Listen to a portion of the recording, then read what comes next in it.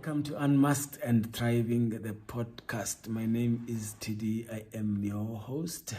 Today's episode is called Retention is Belonging, the revolution HIV programs must embrace.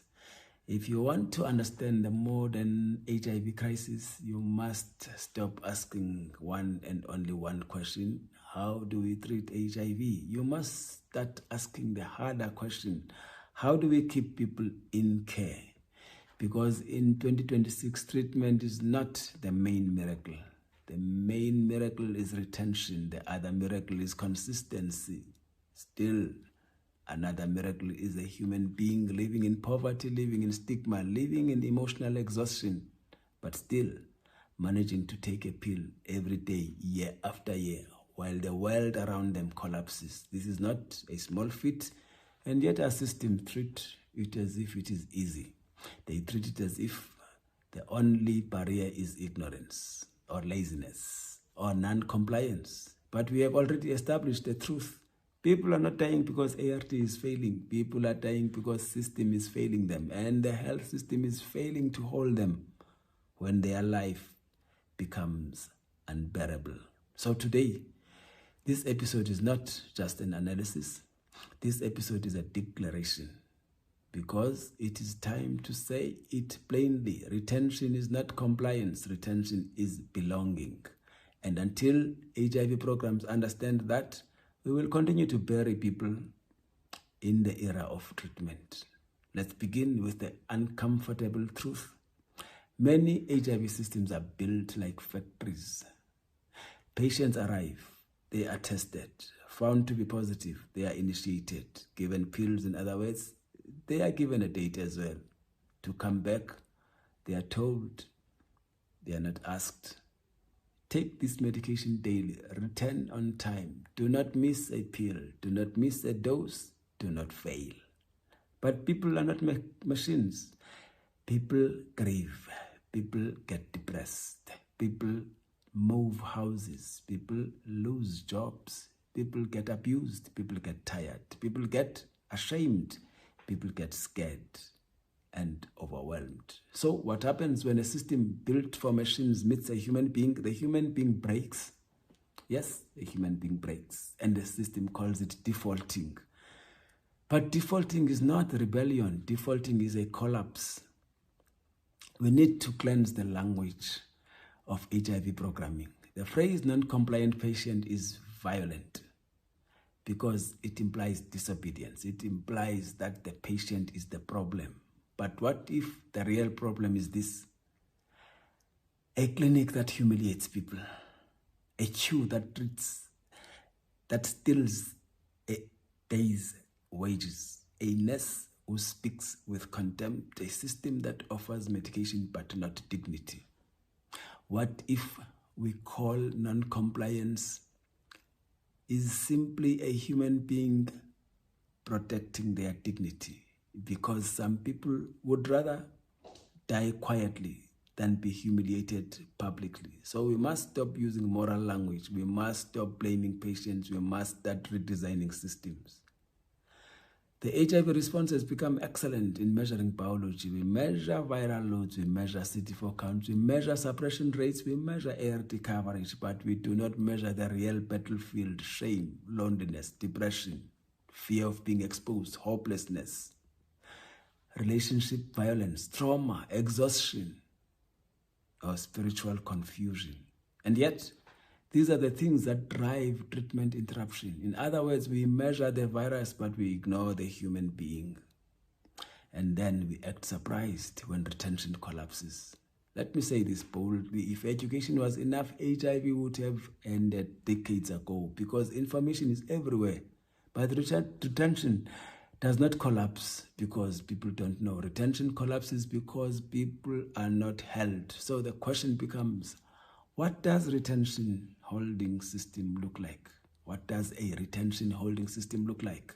It looks like dignity. It looks like decentralization. It looks like flexibility. It looks like emotional support. It looks like belonging. This is where HIV programs must mature.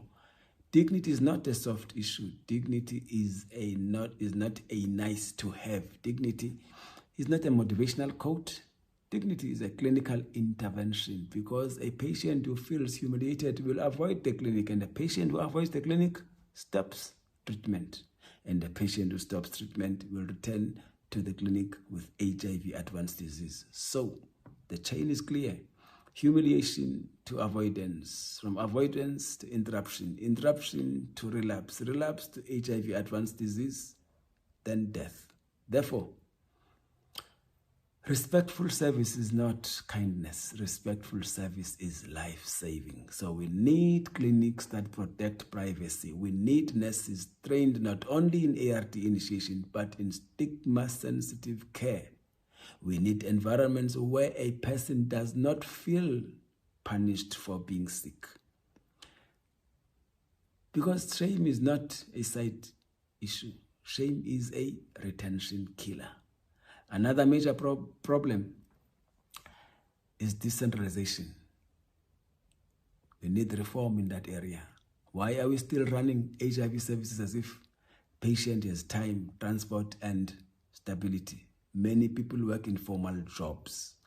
If they miss work, they lose income. If they lose income, they cannot eat. When they cannot eat, they cannot take the pill. So the clinic system must move closer to the people. Medication delivery points, community pickup points, multi-month dispensing, workplace ART access, mobile clinics, home delivery services for vulnerable groups.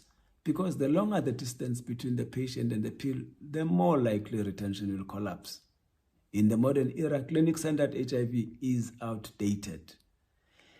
It is a model built for a stable society, but our communities are not stable. Yes, they are mobile, they are pressured, they are fractured. So decentralization is not innovation, it is adaptation.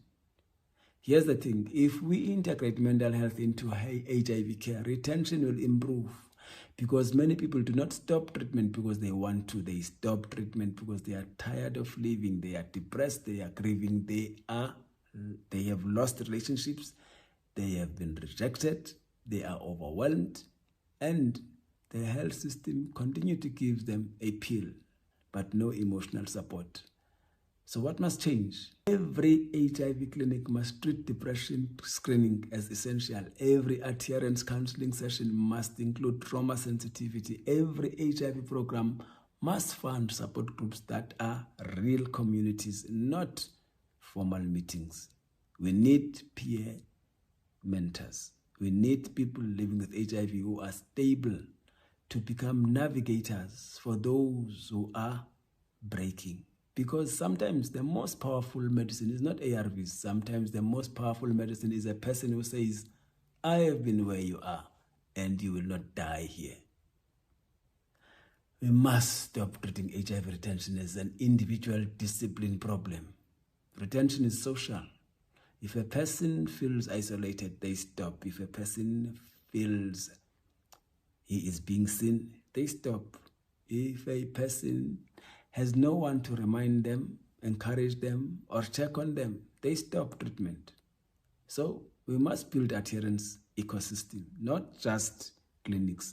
We need community adherence circles. We need youth peer spaces. We need men's spaces that remove shame.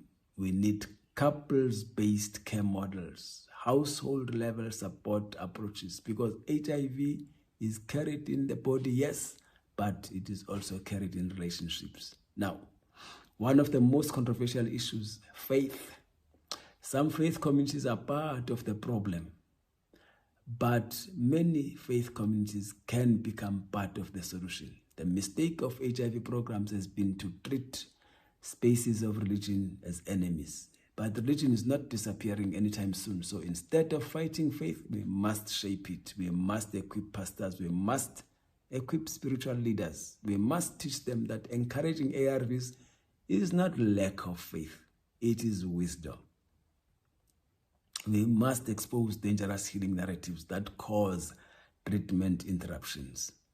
Because if churches and mosques can influence millions of people every week, then faith spaces are either going to sustain retention or destroy it. Here's another uncomfortable truth. If someone misses a clinic appointment, the system should respond as if it is an emergency, because it is an emergency. Not after 3 months, not after 6 months, immediately. Retention system must act like rescue teams, because a person who misses treatment is not disobedient. They are drifting, and drift leads to death. So we need digital reminders, WhatsApp follow-up, phone calls, home visits, peer outreach, community health worker tracking. If government can trace stolen cars, they can trace patients. It's not impossible. It's a matter of priority. Now, let me introduce an idea. UNAIDS gave the world 95-95-95, a powerful framework where 95 people in a country or in a society know their HIV status, and 95% of them get to be on treatment, and 95% of those on treatment get to be viral suppressed. But there's something missing, because people can be virally suppressed today and lost tomorrow. So we need an additional target, a new measurement of success, a fourth 95. Not just viral suppression, but sustained retention and psychosocial stability. In other words, 95% of people on ART remain consistently engaged in care with support systems strong enough to prevent treatment interruption. Because what is the use of initiation without retention? What is the use of viral suppression if the person collapses mentally? What is the use of medication if shame destroys continuity? So yes, viral suppression matters, but belonging matters even more. Let me end the series with a truth that should shape policy. The next breakthrough in HIV response is not another pill. It is another system. A system that treats people with dignity, a system that understands poverty, a system that understands trauma, a system that understands the psychology of shame, a system that does not punish people for struggling, a system that holds people until they can hold themselves. Because HIV is no longer just a virus problem. It is a human survival problem. And if we want to end AIDS, we must stop treating people like statistics. We must build systems that keep them alive. Retention is not compliance. Retention is belonging. And the future of HIV response depends on whether we are brave enough to redesign the system around that truth. Until next time. Thanks for joining us on Unmasked and Thriving.